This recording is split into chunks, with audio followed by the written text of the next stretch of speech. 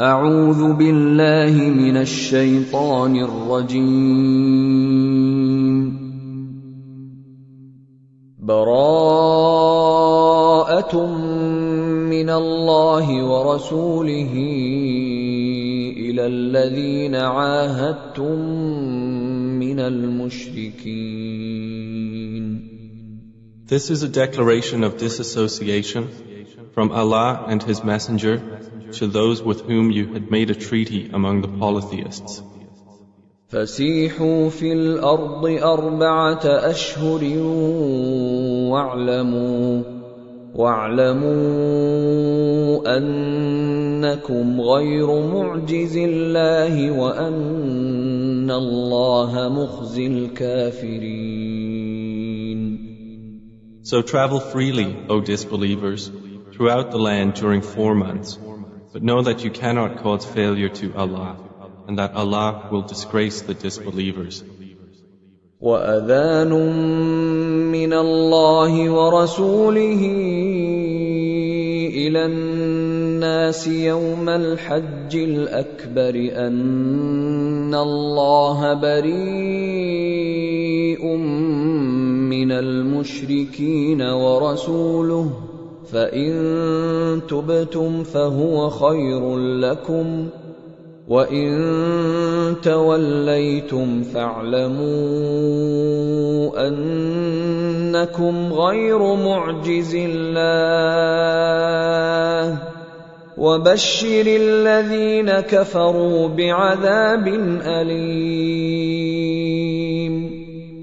And it is an announcement from Allah and His Messenger to the people on the day of the greater pilgrimage that Allah is disassociated from the disbelievers, and so is His Messenger.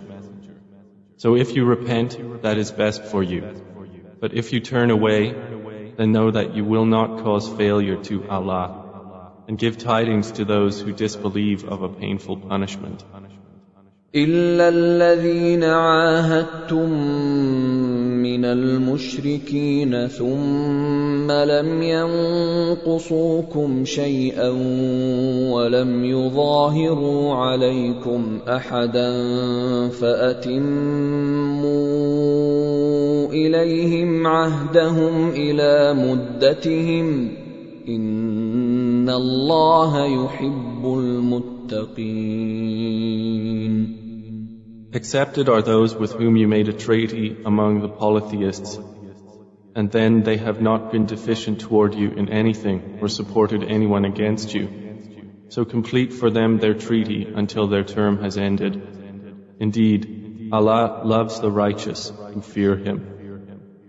فَإِذَا انسَلَخَ الْأَشْهُرُ الْحُرُمُ فَاقْتُلُوا الْمُشْرِكِينَ حَيْثُ وَجَدتُّمُوهُمْ وَخُذُوهُمْ وَاحْصُرُوهُمْ وَاقْعُدُوا لَهُمْ كُلَّ مَرْصَدٍ فَإِن تَابُوا وَأَقَامُوا الصَّلَاةَ وَآتَوُا الزَّكَاةَ فَخَلُّوا سَبِيلَهُمْ إِنَّ اللَّهَ غَفُورٌ رَّحِيمٌ. And when the sacred months have passed, then kill the polytheists wherever you find them, and capture them and besiege them and sit in wait for them at every place of ambush. But if they should repent, establish prayer, and give zakah, let them go on their way. Indeed, Allah is forgiving and merciful. وَإِنْ أَحَدٌ مِّنَ الْمُشْرِكِينَ اسْتَجَارَكَ فَأَجِرْهُ حَتَّى يَسْمَعَ كَلَامَ اللَّهِ ثُمَّ أَبْلِغْهُ مَأْمَنَهُ ذَلِكَ بِأَنَّهُمْ قَوْمٌ لَّا يَعْلَمُونَ. And if any one of the polytheists seeks your protection, then grant him protection so that he may hear the words of Allah. Then deliver him to his place of safety. That is because they are people who do not know. كيف يكون للمشركين عهد عند الله وعند رسوله إلا الذين عاهدتم عند المسجد الحرام فما استقاموا لكم فاستقيموا لهم إن الله يحب المتقين. How can there be for the polytheists a treaty in the sight of Allah and with His Messenger, except for those with whom you made a treaty at Al-Masjid Al-Haram? So as long as they are upright toward you, be upright toward them. Indeed, Allah loves the righteous who fear Him. كيف وإن يظهروا عليكم لا يرقبوا فيكم إلا ولا ذمة يرضونكم بأفواههم وتأبى قلوبهم وأكثرهم فاسقون. How can there be a treaty while, if they gain dominance over you, they do not observe concerning you any pact of kinship or covenant of protection? They satisfy you with their mouths, but their hearts refuse compliance, and most of them are defiantly disobedient. اشتروا بآيات الله ثمنا قليلا فصدوا عن سبيله إنهم ساء ما كانوا يعملون. They have exchanged the signs of Allah for a small price and averted people from His way. Indeed, it was evil that they were doing. لا يرقبون في مؤمن إلا ولا ذمة وأولئك هم المعتدون. They do not observe toward a believer any pact of kinship or covenant of protection, and it is they who are the transgressors. فإن تابوا وأقاموا الصلاة وآتوا الزكاة فإخوانكم في الدين ونفصل الآيات لقوم يعلمون. But if they repent, establish prayer, and give zakah, then they are your brothers in religion, and we detail the verses for a people who know. وَإِن نَكَثُوا أَيْمَانَهُم مِّن بَعْدِ عَهْدِهِمْ وَطَعَنُوا فِي دِينِكُمْ فَقَاتِلُوا أَئِمَّةَ الْكُفْرِ إِنَّهُمْ لَا أَيْمَانَ لَهُمْ لَعَلَّهُمْ يَنْتَهُونَ. And if they break their oaths after their treaty and defame your religion, then fight the leaders of disbelief. For indeed, there are no oaths sacred to them. Fight them that they might cease. ألا تقاتلون قوما نكثوا أيمانهم وهموا بإخراج الرسول وهم بدؤوكم أول مرة أتخشونهم فالله أحق أن تخشوه إن كنتم مؤمنين. Would you not fight a people who broke their oaths and determined to expel the messenger, and they had begun the attack upon you the first time? Do you fear them? But Allah has more right that you should fear Him if you are truly believers. قاتلوهم يعذبهم الله بأيديكم ويخزهم وينصركم عليهم ويشف صدور قوم مؤمنين. Fight them.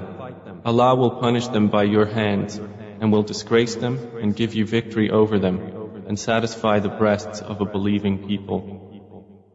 وَيُذْهِبْ غَيْظَ قُلُوبِهِمْ وَيَتُوبُ اللَّهُ عَلَى مَن يَشَاءُ والله عليم حكيم. And removed the fury in the believers' hearts. And Allah turns in forgiveness to whom He wills, and Allah is knowing and wise. أَمْ حَسِبْتُمْ أَن تُتْرَكُوا وَلَمَّا يَعْلَمِ اللَّهُ الَّذِينَ جَاهَدُوا مِنكُمْ وَلَمْ يَتَّخِذُوا مِن دُونِ اللَّهِ وَلَا رَسُولِهِ وَلَا الْمُؤْمِنِينَ وَلِيجَةً وَاللَّهُ خَبِيرٌ بِمَا تَعْمَلُونَ. Do you think that you will be left as you are, while Allah has not yet made evident those among you who strive for His cause, and do not take other than Allah, His Messenger, and the believers as intimates? And Allah is acquainted with what you do. ما كان للمشركين أن يعمروا مساجد الله شاهدين على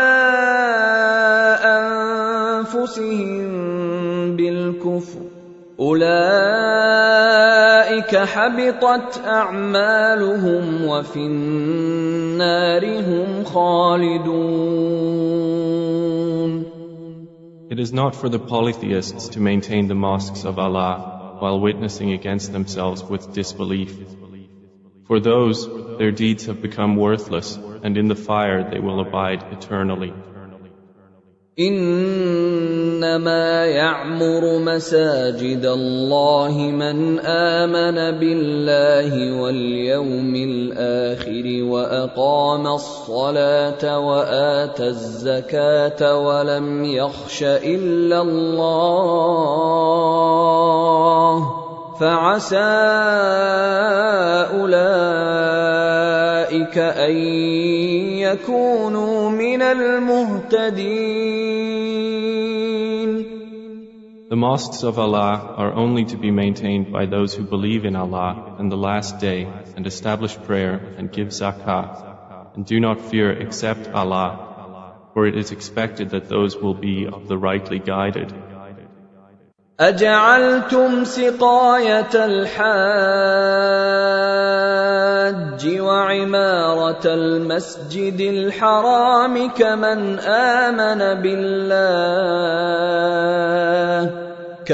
آمن بالله واليوم الآخر وجاهد في سبيل الله لا يستوون عند الله والله لا يهدي القوم الظالمين.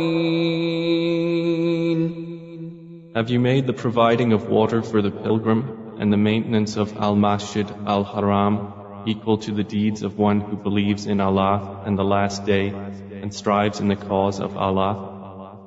They are not equal in the sight of Allah, and Allah does not guide the wrongdoing people.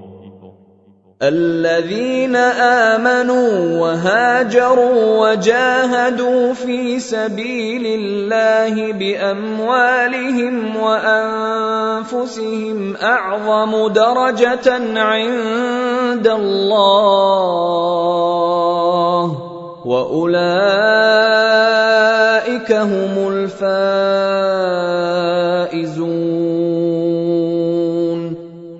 The ones who have believed, emigrated and striven in the cause of Allah with their wealth and their lives are greater in rank in the sight of Allah. And it is those who are the attainers of success. يبشرهم ربهم برحمة منه ورضوان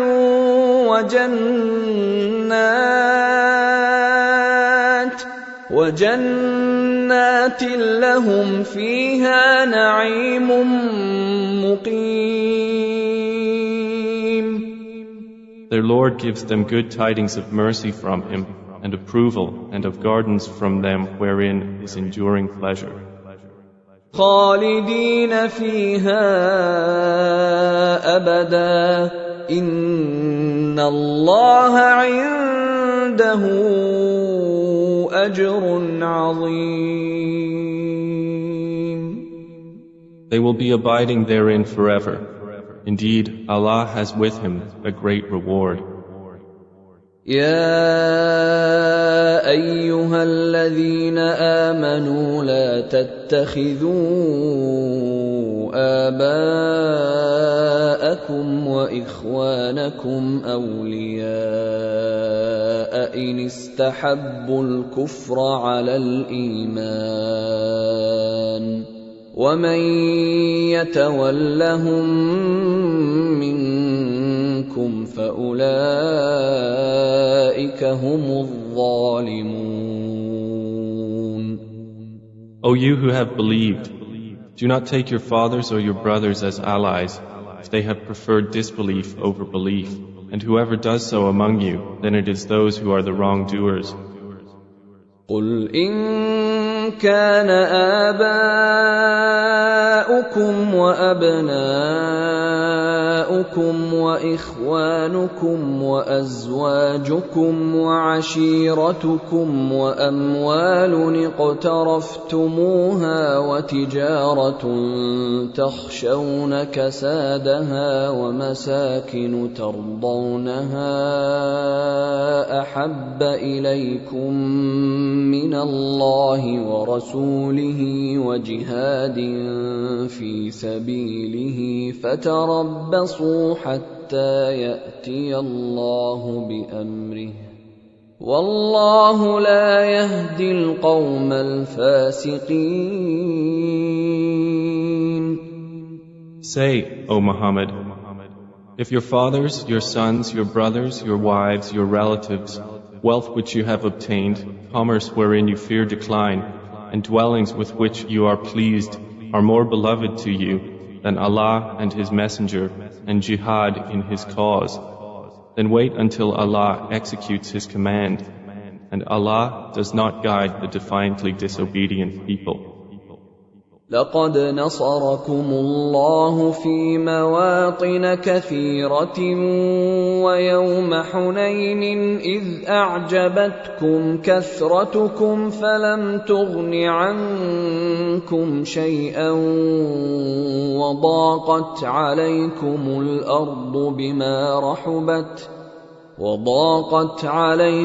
الأرض بما رحبت ثم وليتم مدبرين. Allah has already given you victory in many regions, and even on the day of Hunayn, when your great number pleased you. But it did not avail you at all, and the earth was confining for you with its vastness. Then you turned back, fleeing. ثم أنزل الله سكينته على رسوله وعلى المؤمنين وأنزل جنودا لم تروها وعذب الذين كفروا وذلك جزاء الكافرين. Then Allah sent down His tranquility upon His Messenger and upon the believers, and sent down angels whom you did not see, and punished those who disbelieved.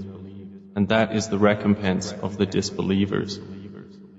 ثم يتوب الله من بعد ذلك على من يشاء والله غفور رحيم. Then Allah will accept repentance after that from whom He wills, and Allah is forgiving and merciful. يا أيها الذين آمنوا إنما المشركون نجس فلا يقربوا المسجد الحرام بعد عامهم هذا وإن خفتم عيلة فسوف يغنيكم الله من فضله إن شاء إن الله عليم حكيم. O you who have believed, indeed the polytheists are unclean, so let them not approach Al-Masjid Al-Haram after this their final year. And if you fear privation, Allah will enrich you from His bounty if He wills. Indeed, Allah is knowing and wise. قاتلوا الذين لا يؤمنون بالله ولا باليوم الآخر ولا يحرمون ما حرم الله ورسوله ولا يدينون دين الحق من الذين أوتوا الكتاب حتى يعطوا الجزية عن يد وهم صاغرون. Fight those who do not believe in Allah or in the last day, and who do not consider unlawful what Allah and His Messenger have made unlawful, and who do not adopt the religion of truth from those who were given the scripture. Fight until they give the jizyah willingly while they are humbled. وقالت اليهود عزير ابن الله وقالت النصارى المسيح ابن الله ذلك قولهم بأفواههم يضاهئون قول الذين كفروا من قبل قاتلهم الله أنى يؤفكون.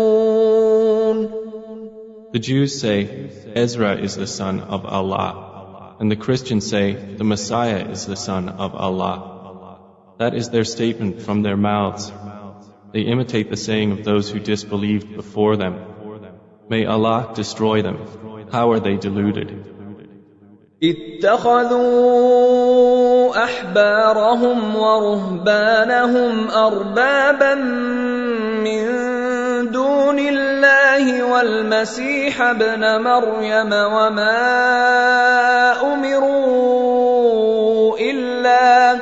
وما أمروا إلا ليعبدوا إلها واحدا لا إله إلا هو سبحانه عما يشركون. They have taken their scholars and monks as lords besides Allah, and also the Messiah, the son of Mary. And they were not commanded except to worship one God. There is no deity except Him. Exalted is He above whatever they associate with Him. يريدون أن يطفئوا نور الله بأفواههم ويأبى الله إلا أن يتم نوره ولو كره الكافرون. They want to extinguish the light of Allah with their mouths, but Allah refuses except to perfect His light, although the disbelievers dislike it. هو الذي أرسل رسوله بالهدى ودين الحق ليظهره على الدين كله ولو كره المشركون. It is He who has sent His messenger with guidance and the religion of truth to manifest it over all religion, although they who associate others with Allah dislike it. يا أيها الذين آمنوا إن كثيرا من الأحبار والرهبان ليأكلون أموال الناس بالباطل ويصدون عن سبيل الله والذين يكنزون الذهب والفضة ولا ينفقونها في سبيل الله فبشرهم بعذاب أليم. O you who have believed, indeed many of the scholars and the monks devour the wealth of people unjustly and avert them from the way of Allah. And those who hoard gold and silver and spend it not in the way of Allah, give them tidings of the painful punishment. يوم يحمى عليها في نار جهنم فتكوى بها جباههم وجنوبهم وظهورهم هذا ما كنزتم لأنفسكم فذوقوا ما كنتم تكنزون. The day when it will be heated in the fire of hell and seared therewith will be their foreheads, their flanks, and their backs. It will be said, "This is what you hoarded for yourself. So taste what you used to hoard." إن عدة الشهور عند الله 12 شهرا في كتاب الله يوم خلق السماوات والأرض منها 4 حرم ذلك الدين القيم فلا تظلموا فيهن أنفسكم وقاتلوا المشركين كافة كما يقاتلونكم كافة واعلموا أن الله مع المتقين. Indeed, the number of months with Allah is 12 lunar months in the register of Allah from the day He created the heavens and the earth. Of these 4 are sacred. That is the correct religion. So do not wrong yourselves during them. And fight against the disbelievers collectively as they fight against you collectively. And know that Allah is with the righteous who fear Him. إنما النسيء زيادة في الكفر يضل به الذين كفروا يحلونه عاما ويحرمونه عاما ليواطئوا عدة ما حرم الله فيحلوا ما حرم الله زين لهم سوء أعمالهم والله لا يهدي القوم الكافرين. Indeed, the postponing of restriction within sacred months is an increase in disbelief by which those who have disbelieved are led further astray. They make it lawful one year and unlawful another year to correspond to the number made unlawful by Allah, and thus make lawful what Allah has made unlawful. Made pleasing to them is the evil of their deeds, and Allah does not guide the disbelieving people. يا أيها الذين آمنوا ما لكم إذا قيل لكم انفروا في سبيل الله اثاقلتم إلى الأرض أرضيتم بالحياة الدنيا من الآخرة فما متاع الحياة الدنيا في الآخرة إلا قليل. O you who have believed, what is the matter with you that, when you are told to go forth in the cause of Allah, you adhere heavily to the earth? Are you satisfied with the life of this world rather than the hereafter? But what is the enjoyment of worldly life compared to the hereafter, except a very little? إلا تنفروا يعذبكم عذابا أليما ويستبدل قوما غيركم ولا تضروه شيئا والله على كل شيء قدير. If you do not go forth, He will punish you with a painful punishment and will replace you with another people, and you will not harm him at all. And Allah is over all things competent. إلا تنصروه فقد نصره الله إذ أخرجه الذين كفروا إذ أخرجه الذين كفروا ثاني اثنين إذ هما في الغار إذ يقول لصاحبه لا تحزن إن الله معنا فأنزل الله سكينته عليه وأيده بجنود لم تروها وجعل كلمة الذين كفروا السفلى وكلمة الله هي العليا والله عزيز حكيم. If you do not aid the Prophet, Allah has already aided him when those who disbelieved had driven him out of Makkah as one of two. When they were in the cave and he said to his companion, "Do not grieve, indeed Allah is with us." And Allah sent down His tranquility upon him and supported him with angels you did not see and made the word of those who disbelieved the lowest while the word of Allah, that is the highest. And Allah is exalted in might and wise.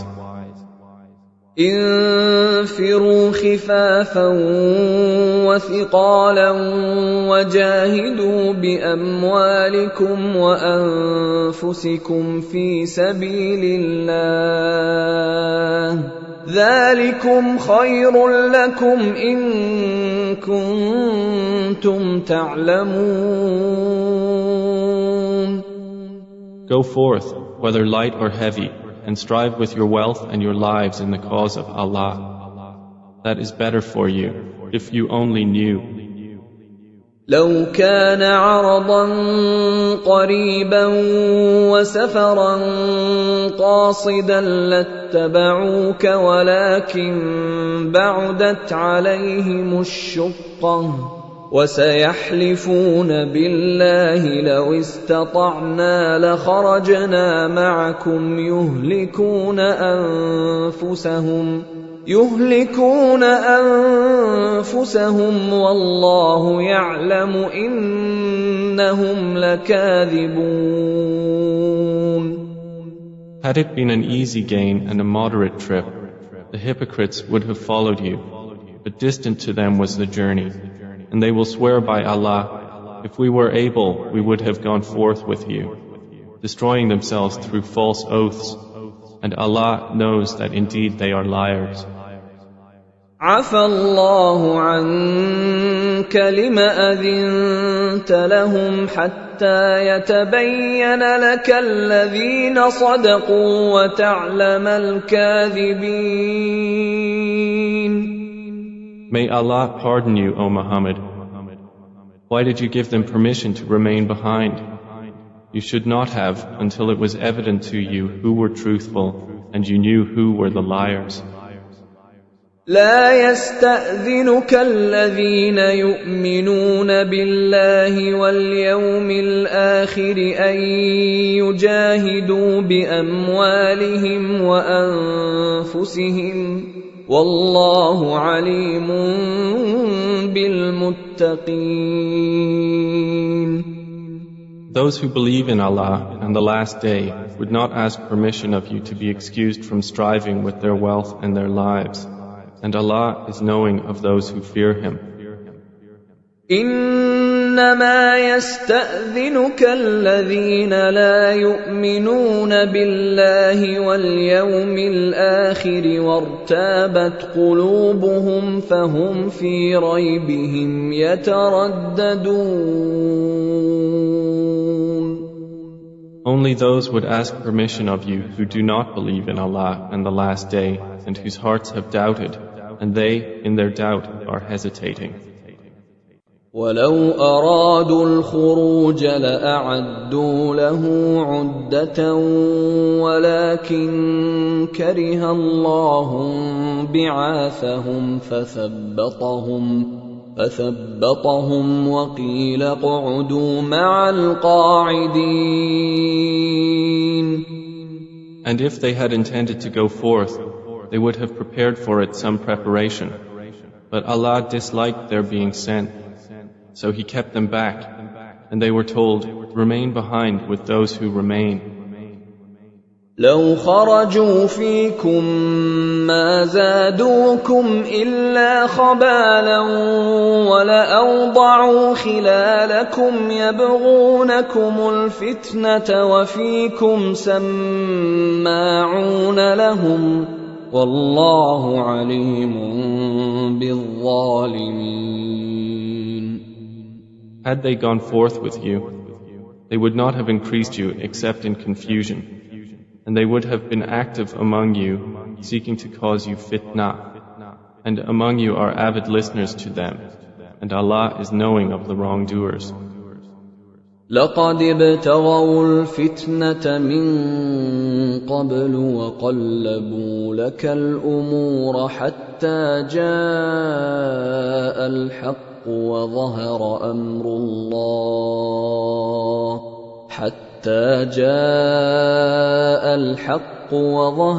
أمر الله وهم كارهون.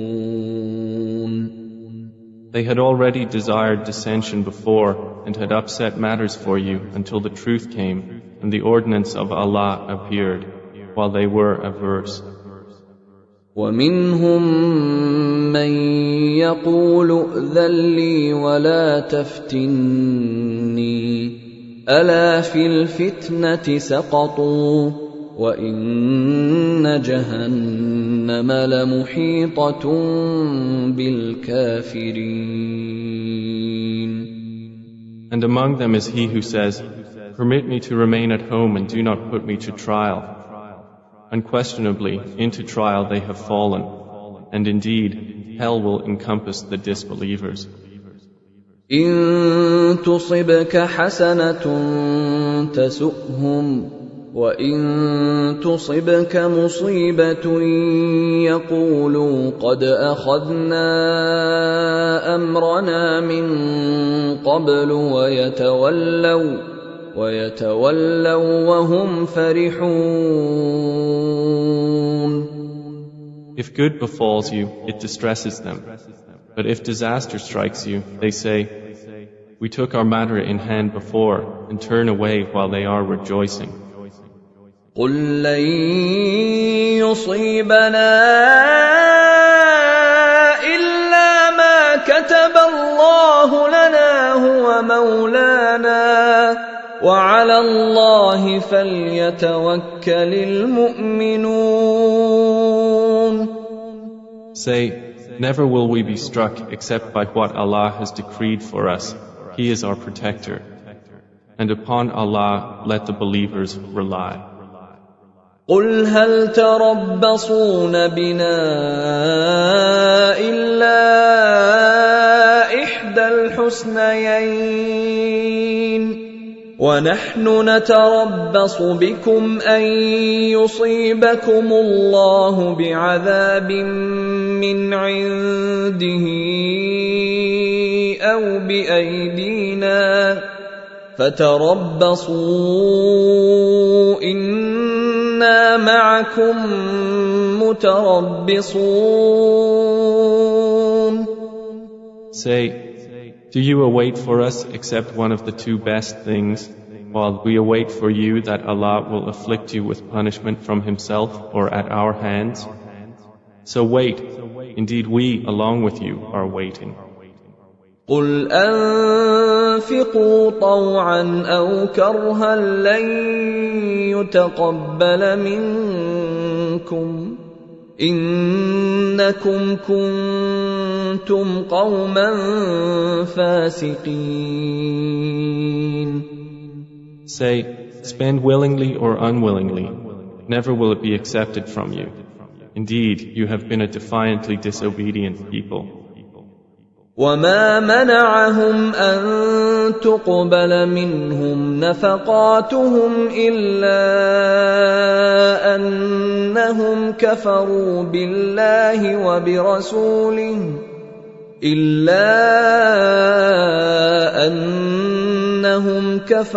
بِاللَّهِ وَبِرَسُولِهِ وَلَا يَأْتُونَ الصَّلَاةَ إِلَّا وَهُمْ كُسَالَىٰ وَلَا يُنفِقُونَ إِلَّا وَهُمْ كَارِهُونَ.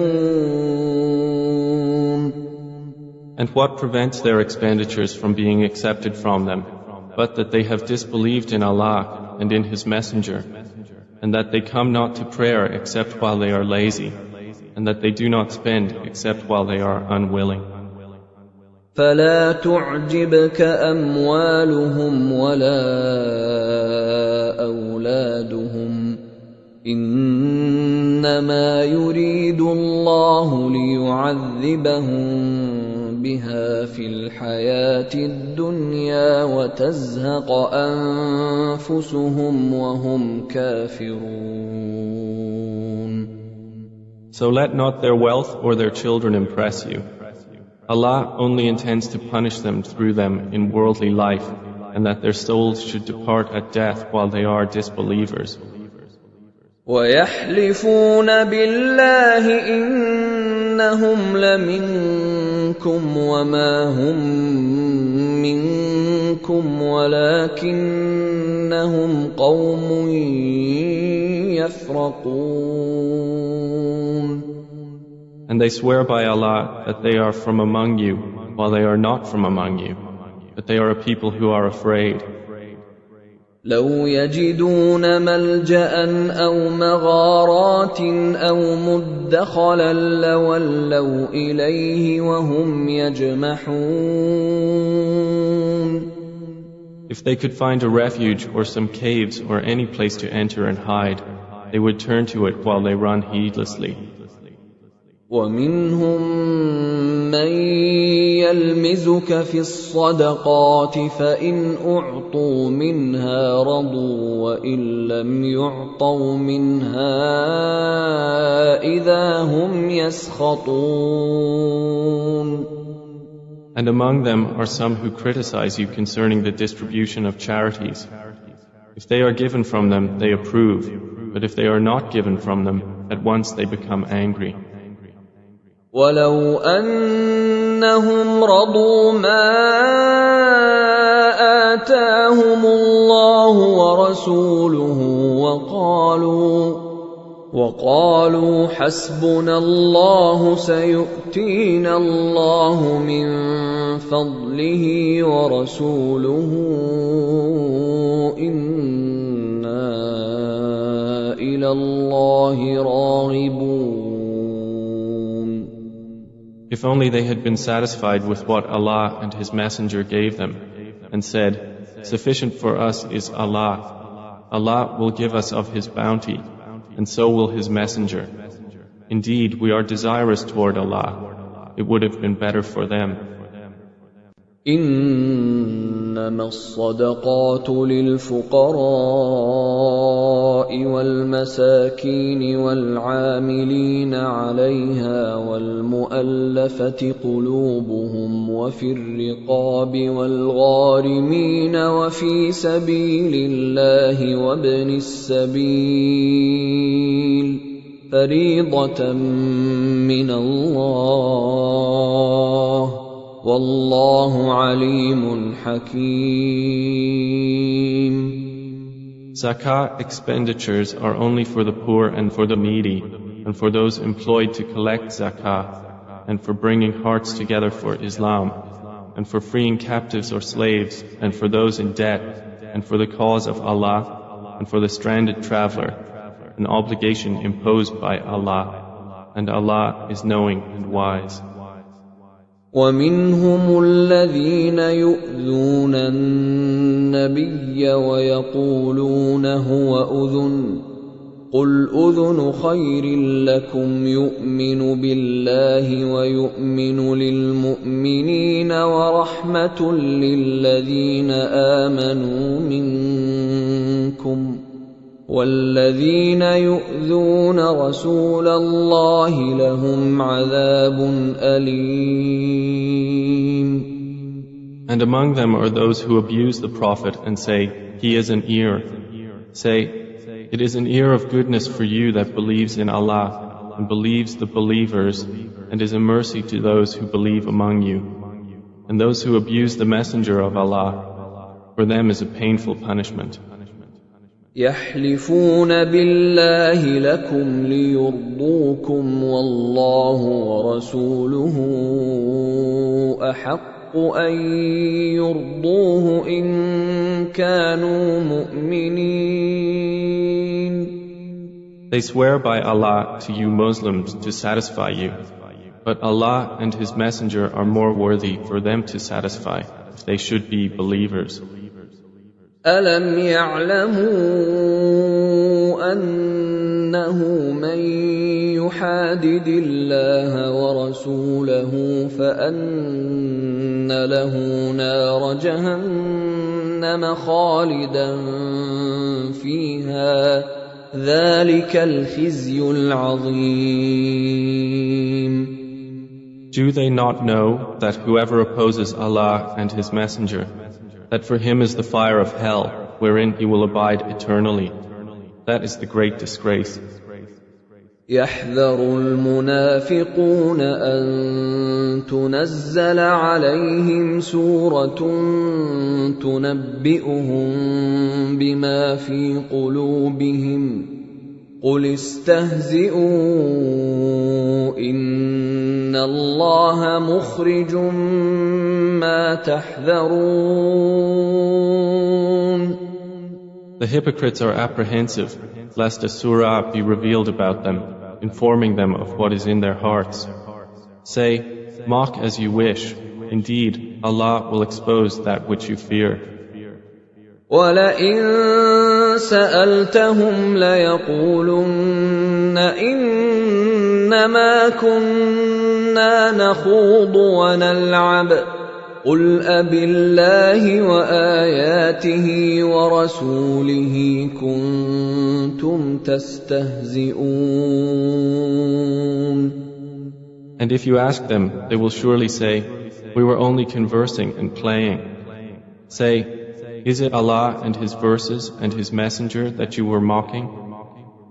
لا تعتذروا قد كفرتم بعد إيمانكم إن نعف عن طائفة منكم نعذب طائفة بأنهم كانوا مجرمين. Make no excuse, you have disbelieved after your belief. If we pardon one faction of you, we will punish another faction because they were criminals. المنافقون والمنافقات بعضهم من بعض يأمرون بالمنكر وينهون عن المعروف ويقبضون أيديهم نسوا الله فنسيهم إن المنافقين هم الفاسقون. The hypocrite men and hypocrite women are of one another. They enjoin what is wrong and forbid what is right and close their hands. They have forgotten Allah, so He has forgotten them accordingly. Indeed, the hypocrites, it is they who are the defiantly disobedient. وعد الله المنافقين والمنافقات والكفار نار جهنم خالدين فيها هي حسبهم ولعنهم الله ولهم عذاب مقيم. Allah has promised the hypocrite men and hypocrite women and the disbelievers the fire of hell, wherein they will abide eternally. It is sufficient for them, and Allah has cursed them, and for them is an enduring punishment. كالذين من قبلكم كانوا أشد منكم قوة وأكثر أموالا وأولادا فاستمتعوا بخلاقهم فاستمتعتم بخلاقكم كما استمتع الذين من قبلكم بخلاقهم وخضتم كالذي خاضوا أولئك حبطت أعمالهم في الدنيا والآخرة وأولئك هم الخاسرون. You disbelievers are like those before you. They were stronger than you in power and more abundant in wealth and children. They enjoyed their portion of worldly enjoyment, and you have enjoyed your portion as those before you enjoyed their portion, and you have engaged in vanities like that in which they engaged.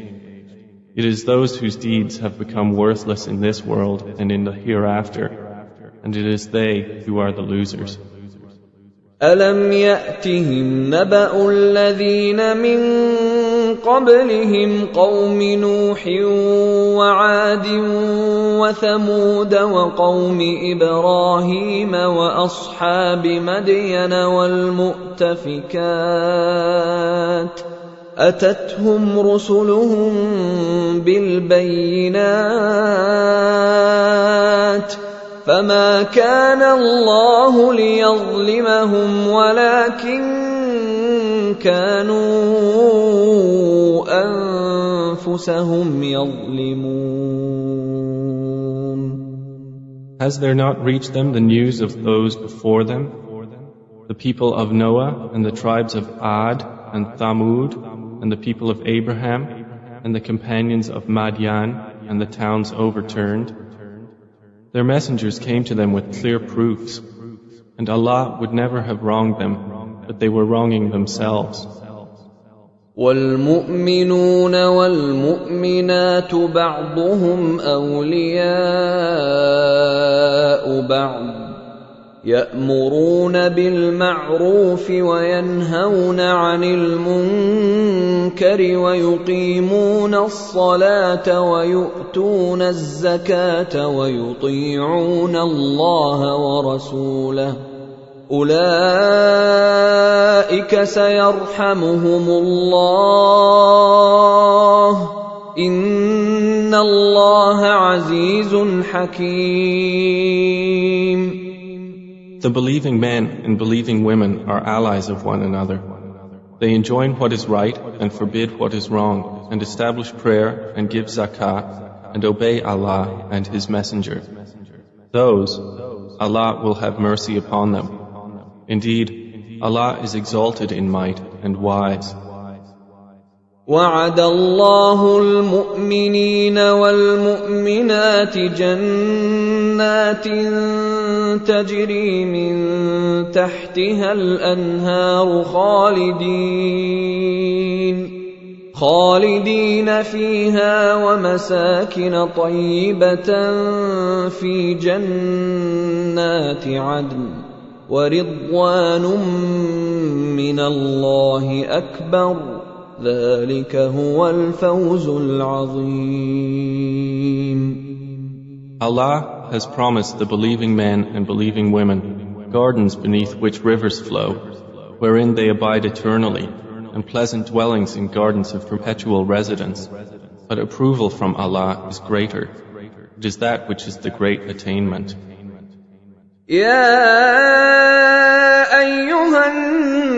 النبي جاهد الكفار والمنافقين واغلظ عليهم ومأواهم جهنم وبئس المصير.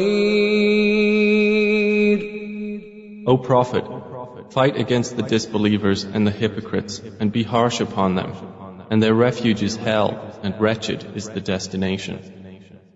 يحلفون بالله ما قالوا ولقد قالوا كلمة الكفر وكفروا بعد إسلامهم وهموا بما لم ينالوا وما نقموا إلا أن أغناهم الله ورسوله من فضله فإن يتوبوا يك خيرا لهم وإن يتولوا يعذبهم الله عذابا أليما في الدنيا والآخرة وما لهم في الأرض من ولي ولا نصير. They swear by Allah that they did not say anything against the Prophet, while they had said the word of disbelief and disbelieved after their pretense of Islam and planned that which they were not to attain. And they were not resentful except for the fact that Allah and His Messenger had enriched them of His bounty. So if they repent, it is better for them. But if they turn away, Allah will punish them with a painful punishment in this world and the hereafter, and there will not be for them on earth any protector or helper. وَمِنْهُمْ مَنْ عَاهَدَ اللَّهَ لَئِنْ آتَانَا مِنْ فَضْلِهِ لَنَصَّدَّقَنَّ وَلَنَكُونَنَّ مِنَ الصَّالِحِينَ. And among them are those who made a covenant with Allah, saying, if He should give us from His bounty, we will surely spend in charity, and we will surely be among the righteous. فَلَمَّا آتَاهُم مِّن فَضْلِهِ بَخِلُوا بِهِ وَتَوَلَّوْا وَهُم مُّعْرِضُونَ. But when He gave them from His bounty, they were stingy with it and turned away while they refused. فَأَعْقَبَهُمْ نِفَاقًا فِي قُلُوبِهِمْ إِلَى يَوْمِ يَلْقَوْنَهُ بِمَا أَخْلَفُوا اللَّهَ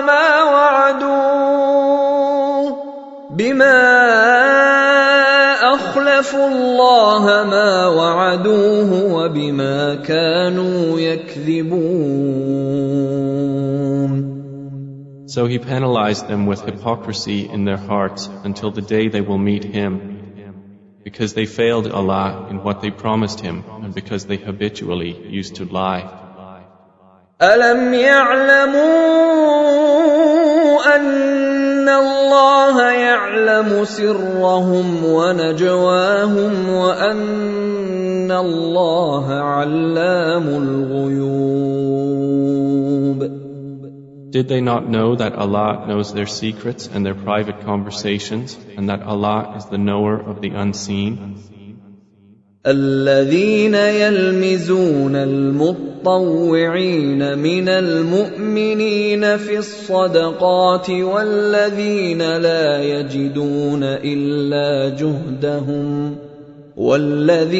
لا يجدون إلا جهدهم فيسخرون منهم سخر الله منهم ولهم عذاب أليم. Those who criticize the contributors among the believers concerning their charities, and criticize the ones who find nothing to spend except their effort, so they ridicule them. Allah will ridicule them, and they will have a painful punishment. استغفر لهم أو لا تستغفر لهم إن تستغفر لهم 70 مرة فلن يغفر الله لهم ذلك بأنهم كفروا بالله ورسوله والله لا يهدي القوم الفاسقين. Ask forgiveness for them, O Muhammad, or do not ask forgiveness for them. If you should ask forgiveness for them 70 times, never will Allah forgive them. That is because they disbelieved in Allah and His Messenger, and Allah does not guide the defiantly disobedient people. فرح المخلفون بمقعدهم خلاف رسول الله وكرهوا أن يجاهدوا بأموالهم وأنفسهم في سبيل الله وقالوا لا تنفروا في الحر قل نار جهنم أشد حرا لو كانوا يفقهون. Those who remained behind rejoiced in their staying at home after the departure of the Messenger of Allah, and disliked to strive with their wealth and their lives in the cause of Allah, and said, do not go forth in the heat. Say, the fire of hell is more intense in heat, if they would but understand. فليضحكوا قليلا وليبكوا كثيرا جزاء بما كانوا يكسبون. So let them laugh a little and then weep much as recompense for what they used to earn. فإن رجعك الله إلى طائفة منهم فاستأذنوك للخروج فقل لن تخرجوا معي أبدا ولن تقاتلوا معي عدوا إنكم رضيتم بالقعود أول مرة فاقعدوا مع الخالفين.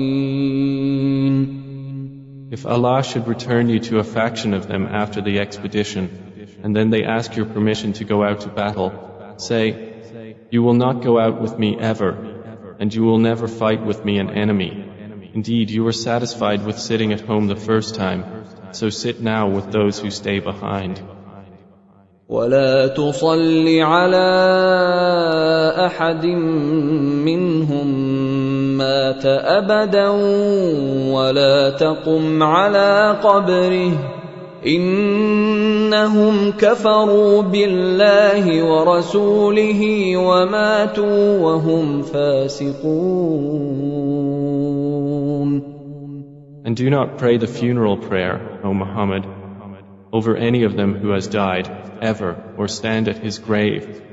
Indeed, they disbelieved in Allah and His Messenger, and died while they were defiantly disobedient. ولا تعجبك أموالهم وأولادهم إنما يريد الله أن يعذبهم بها في الدنيا وتزهق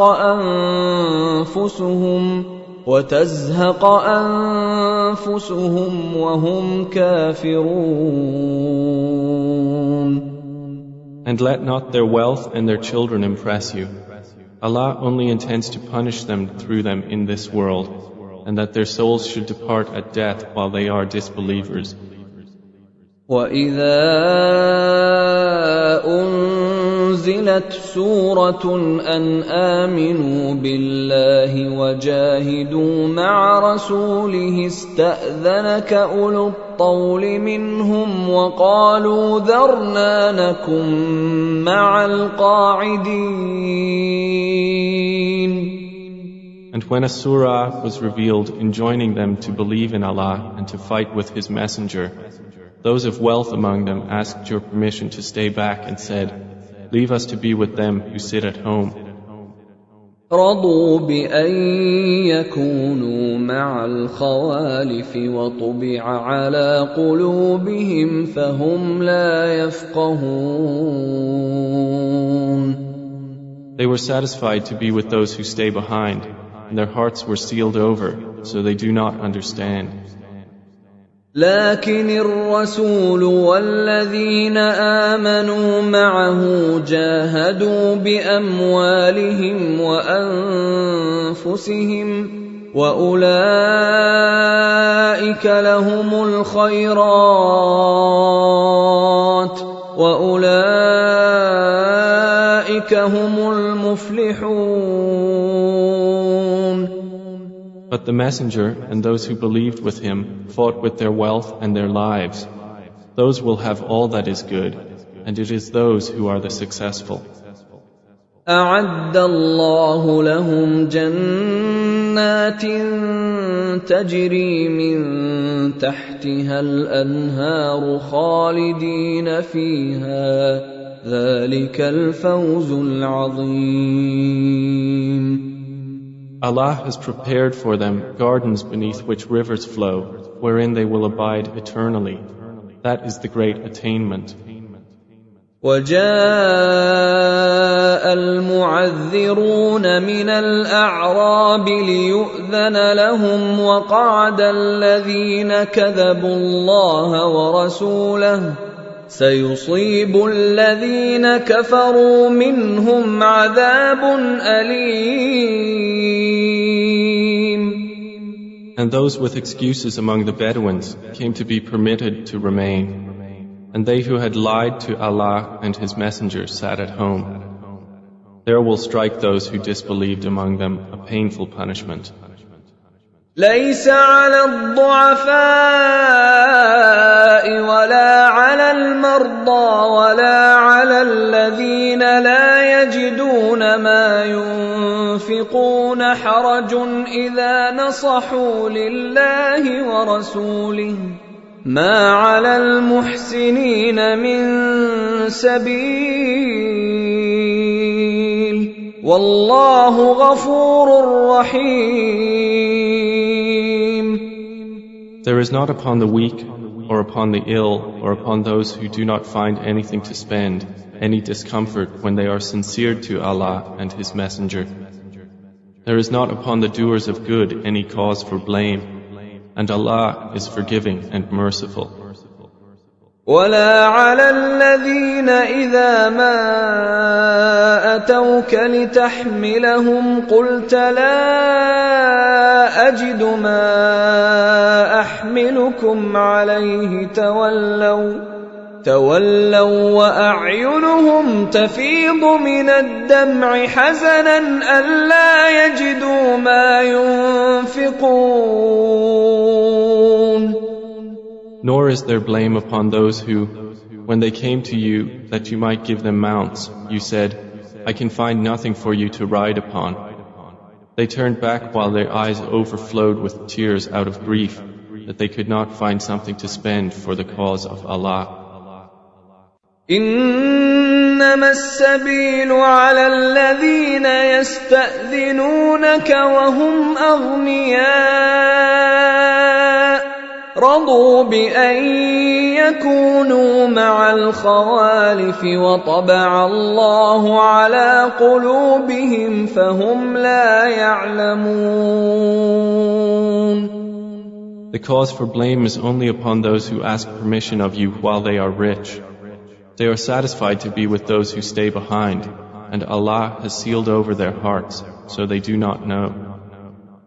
يعتذرون إليكم إذا رجعتم إليهم قل لا تعتذروا لن نؤمن لكم قد نبأنا الله من أخباركم وسيرى الله عملكم ورسوله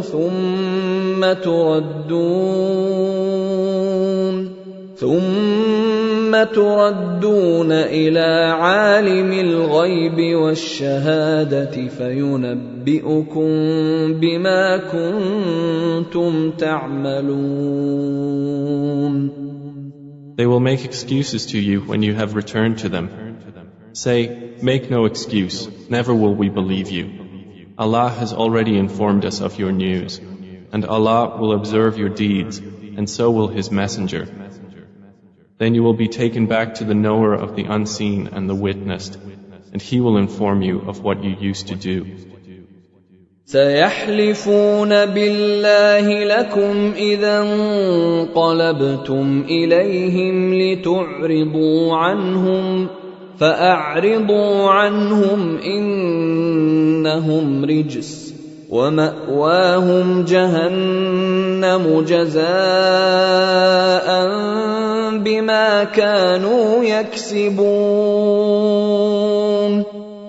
They will swear by Allah to you when you return to them that you would leave them alone. So leave them alone. Indeed, they are evil, and their refuge is hell as recompense for what they had been earning.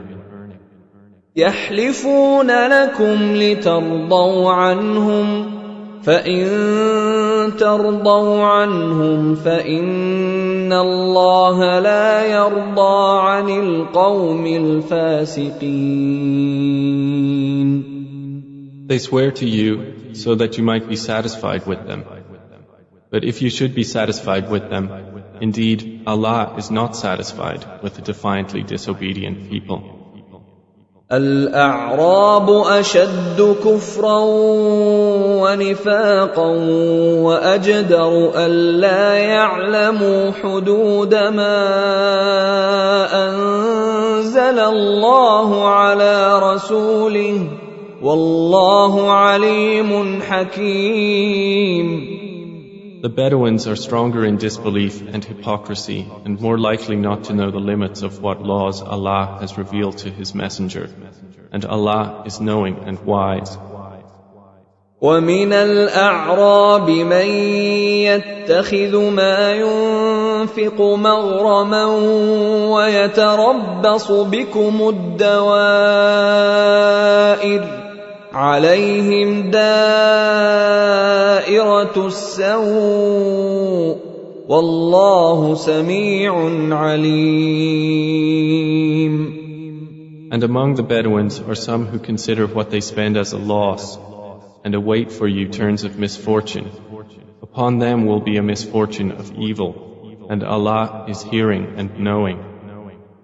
وَمِنَ الْأَعْرَابِ مَن يُؤْمِنُ بِاللَّهِ وَالْيَوْمِ الْآخِرِ وَيَتَّخِذُ مَا يُنفِقُ قُرُبَاتٍ عِندَ اللَّهِ وَصَلَوَاتِ الرَّسُولِ أَلَا إِنَّهَا قُرْبَةٌ لَّهُمْ سَيُدْخِلُهُمُ اللَّهُ فِي رَحْمَتِهِ إِنَّ اللَّهَ غَفُورٌ رَّحِيمٌ. But among the Bedouins are some who believe in Allah and the Last Day and consider what they spend as means of nearness to Allah and of obtaining invocations of the Messenger. Unquestionably, it is a means of nearness for them. Allah will admit them to His mercy. Indeed, Allah is forgiving and merciful. والسابقون الأولون من المهاجرين والأنصار والذين اتبعوهم بإحسان رضي الله عنهم ورضوا عنه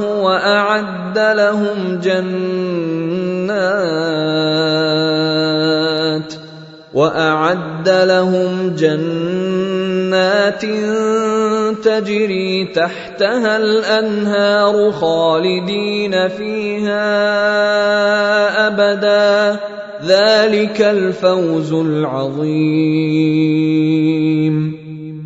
And the first forerunners in the faith among the Muhajireen and the Ansar and those who followed them with good conduct, Allah is pleased with them and they are pleased with Him, and He has prepared for them gardens beneath which rivers flow, wherein they will abide forever.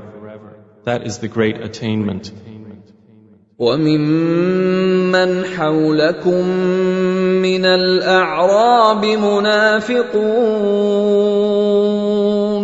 وَمِنْ أَهْلِ الْمَدِينَةِ مَرَدُوا عَلَى النِّفَاقِ لَا تَعْلَمُهُمْ نَحْنُ نَعْلَمُهُمْ سَنُعَذِّبُهُمْ مرتين ثم يردون إلى عذاب عظيم. And among those around you of the Bedouins are hypocrites, and also from the people of Medina. They have become accustomed to hypocrisy. You, O Muhammad, do not know them, but we know them. We will punish them twice in this world, then they will be returned to a great punishment. وآخرون اعترفوا بذنوبهم خلطوا عملا صالحا وآخر سيئا عسى الله أن يتوب عليهم إن الله غفور رحيم. And there are others who have acknowledged their sins. They had mixed a righteous deed with another that was bad. Perhaps Allah will turn to them in forgiveness. Indeed, Allah is forgiving and merciful.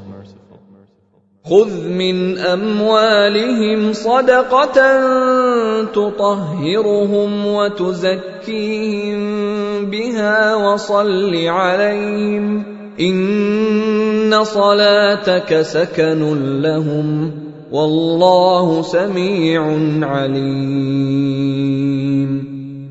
Take, O Muhammad, from their wealth a charity by which you purify them and cause them increase, and invoke Allah's blessings upon them.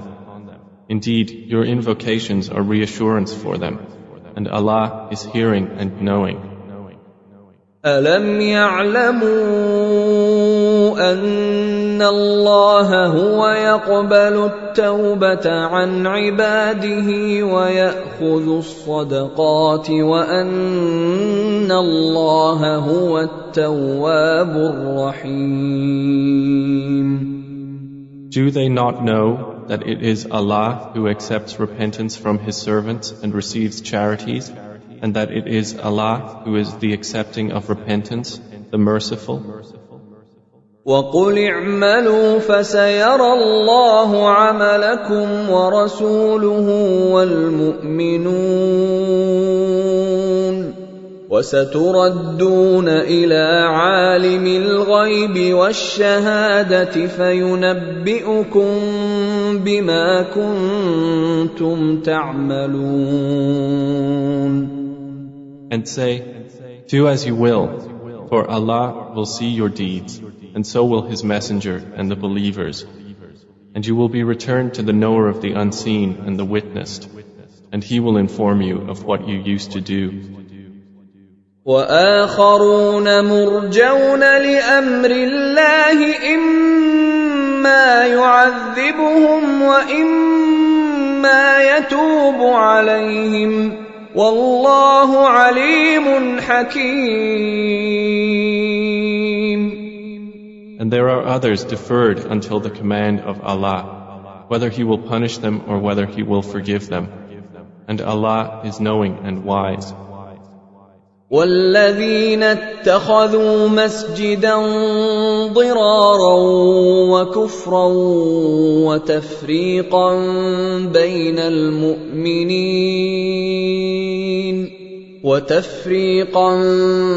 بَيْنَ الْمُؤْمِنِينَ وَإِرْصَادًا لِمَنْ حَارَبَ اللَّهَ وَرَسُولَهُ مِنْ قَبْلُ وَلَيَحْلِفُنَّ إِنْ أَرَدْنَا إِلَّا الْحُسْنَى وَاللَّهُ يَشْهَدُ إِنَّهُمْ لَكَاذِبُونَ.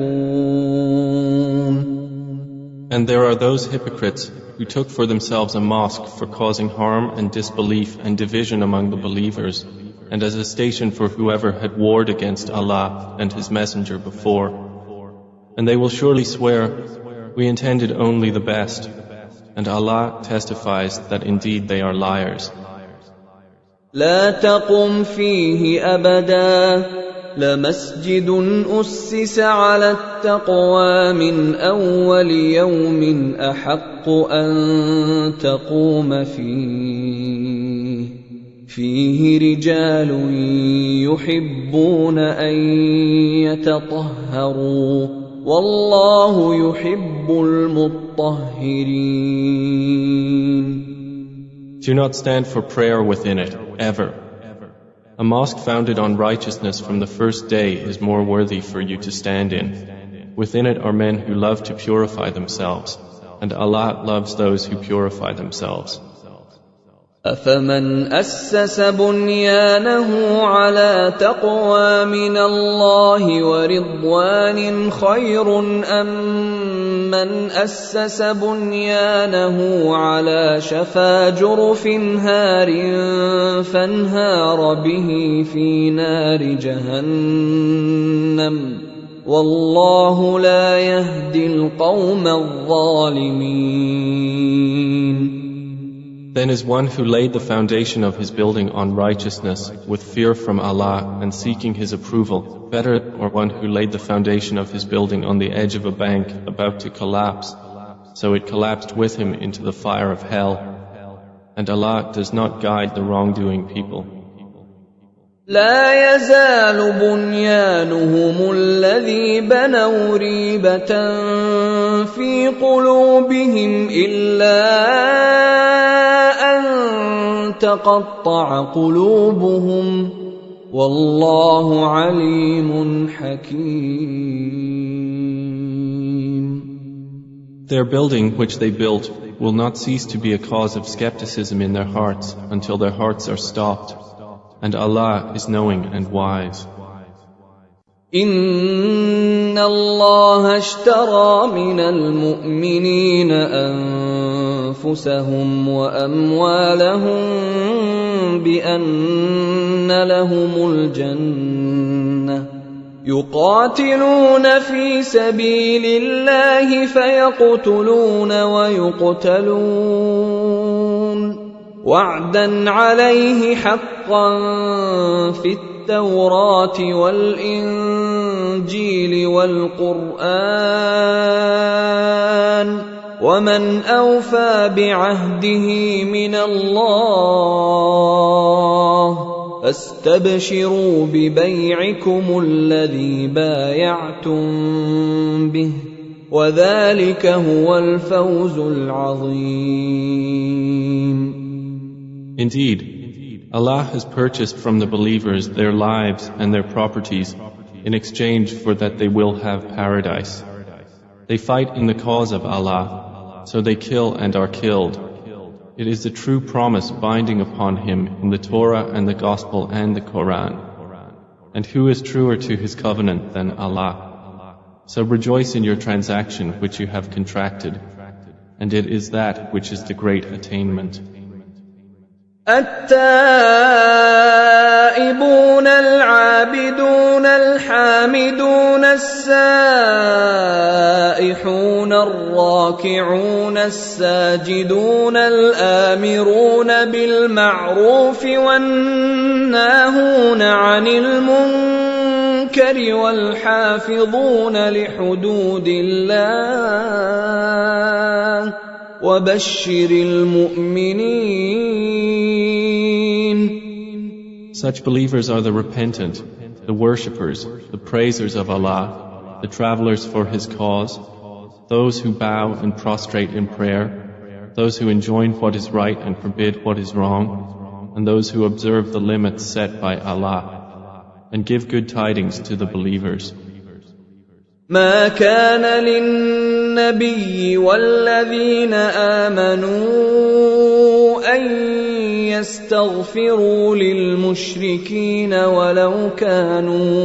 ولو كانوا أولي قربى من بعد ما تبين لهم أنهم أصحاب الجحيم. It is not for the Prophet and those who have believed to ask forgiveness for the polytheists, even if they were relatives, after it has become clear to them that they are companions of hellfire. وما كان استغفار إبراهيم لأبيه إلا عن موعدة وعدها إياه فلما تبين له أنه عدو لله تبرأ منه إن إبراهيم لأواه حليم. And the request of forgiveness of Abraham for his father was only because of a promise he had made to him. But when it became apparent to Abraham that his father was an enemy to Allah, he dissociated himself from him. Indeed was Abraham compassionate and patient. وما كان الله ليضل قوما بعد إذ هداهم حتى يبين لهم ما يتقون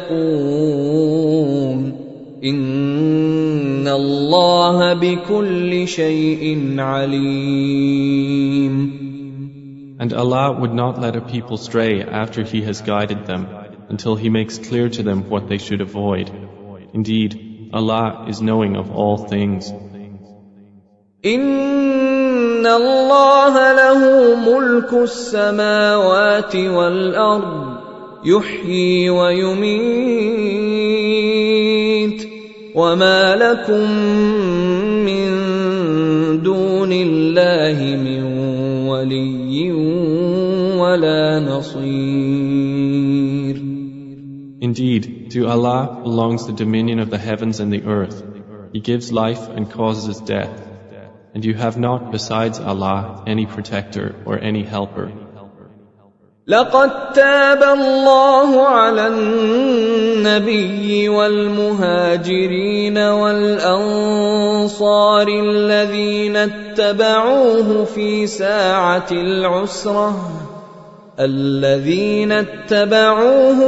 ساعة العسرة من بعد ما كاد يزيغ قلوب فريق منهم ثم تاب عليهم إنه بهم رؤوف رحيم.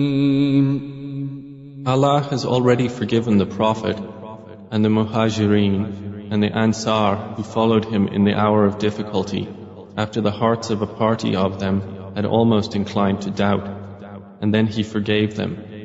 Indeed, he was to them kind and merciful. وعلى الثلاثة الذين خلفوا حتى إذا ضاقت عليهم الأرض بما رحبت وضاقت عليهم أنفسهم وظنوا أن لا ملجأ من الله إلا إليه ثم تاب عليهم ليتوبوا إن الله هو التواب الرحيم. And he also forgave the three who were left behind and regretted their error to the point that the earth closed in on them in spite of its vastness, and their souls confined them, and they were certain that there is no refuge from Allah except in Him. Then he turned to them so they could repent. Indeed, Allah is the accepting of repentance, the merciful. يا أيها الذين آمنوا اتقوا الله وكونوا مع الصادقين. O you who have believed, fear Allah and be with those who are true. ما كان لأهل المدينة ومن حولهم من الأعراب أن يتخلفوا عن رسول الله ولا يرغبوا بأنفسهم عن نفسه ذلك بأنهم لا يصيبهم ظمأ ولا نصب ولا مخمصة في سبيل الله ولا يطؤون موطئا يغيظ الكفار ولا ينالون من عدو نيلا إلا كتب لهم به عمل صالح إن الله لا يضيع أجر المحسنين. It was not proper for the people of Medina and those surrounding them of the Bedouins that they remain behind after the departure of the Messenger of Allah, or that they prefer themselves over his self. That is because they are not afflicted by thirst or fatigue or hunger in the cause of Allah, nor do they tread on any ground that enrages the disbelievers, nor do they inflict upon an enemy any infliction, but that it is registered for them as a righteous deed. Indeed, Allah does not allow to be lost the reward of the doers of good. ولا ينفقون نفقة صغيرة ولا كبيرة ولا يقطعون واديا إلا كتب لهم ليجزيهم الله أحسن ما كانوا يعملون. Nor do they spend an expenditure, small or large, or cross a valley, but that it is registered for them, that Allah may reward them for the best of what they were doing. وما كان المؤمنون لينفروا كافة فلولا نفر من كل فرقة منهم طائفة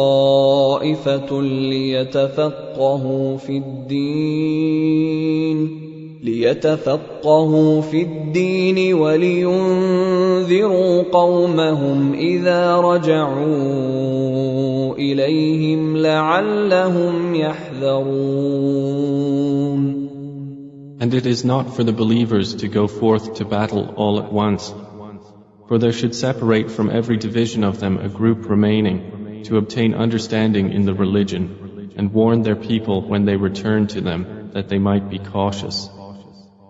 يا أيها الذين آمنوا قاتلوا الذين يلونكم من الكفار وليجدوا فيكم غلظة واعلموا أن الله مع المتقين.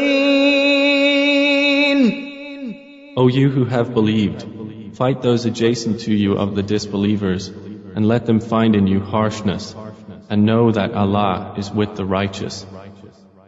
وَإِذَا مَا أُنزِلَتْ سُورَةٌ فَمِنْهُم مَّن يَقُولُ أَيُّكُمْ زَادَتْهُ هَٰذِهِ إِيمَانًا فَأَمَّا الَّذِينَ آمَنُوا فَزَادَتْهُمْ إِيمَانًا وَهُمْ يَسْتَبْشِرُونَ. And whenever a surah is revealed, there are among the hypocrites those who say, "Which of you has this increased in faith?" As for those who believed, it has increased them in faith, while they are rejoicing. وَأَمَّا الَّذِينَ فِي قُلُوبِهِم مَّرَضٌ فَزَادَتْهُمْ رِجْسًا إِلَىٰ رِجْسِهِمْ وَمَاتُوا وَهُمْ كَافِرُونَ. But as for those in whose hearts is disease, it has only increased them in evil in addition to their evil, and they will have died while they are disbelievers. أَوَلَا يَرَوْنَ أَنَّهُمْ يُفْتَنُونَ فِي كُلِّ عَامٍ مَّرَّةً أَوْ مَرَّتَيْنِ ثُمَّ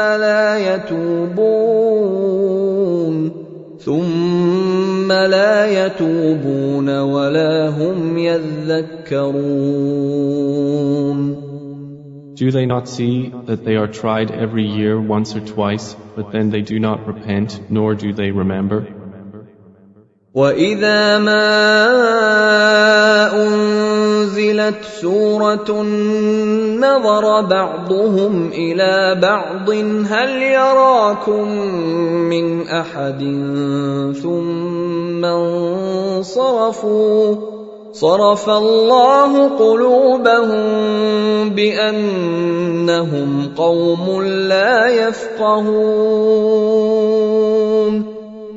And whenever a surah is revealed, they look at each other saying, "Does anyone see you?" And then they dismiss themselves. Allah has dismissed their hearts because they are a people who do not understand. لَقَدْ جَاءَكُمْ رَسُولٌ مِّنْ أَنفُسِكُمْ عَزِيزٌ عَلَيْهِ مَا عَنِتُّمْ حريص عليكم بالمؤمنين رؤوف رحيم. There has certainly come to you a messenger from among yourselves. Grievous to him is what you suffer. He is concerned over you, and to the believers is kind and merciful.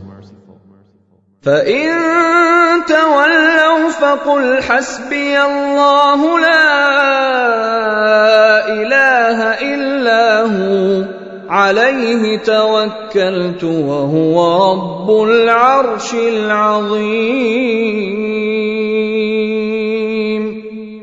But if they turn away, O Muhammad, say, sufficient for me is Allah. There is no deity except Him. On Him I have relied, and He is the Lord of the Great Throne.